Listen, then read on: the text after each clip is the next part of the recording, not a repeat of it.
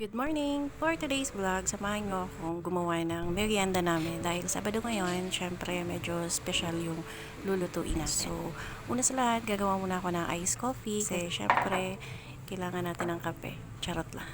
So, ayan, magtitimpla muna tayo ng kape. Tapos, after ko gumawa ng kape, gagawa na ako ng burger na special.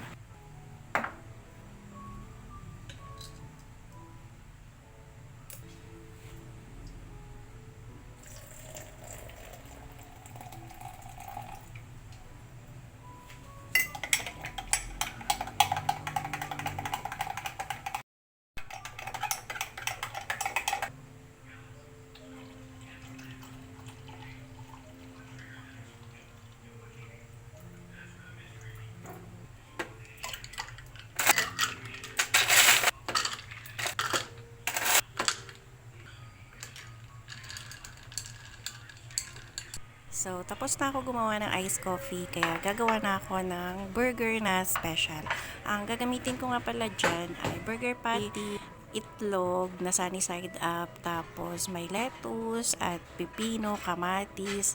Syempre, hindi mawawala yung cheese. So, yun lang, panoorin nyo hanggang sa matapos yung video. At sana mag-subscribe din kayo sa aking YouTube channel. Thank you so much for watching. Adios! Bye!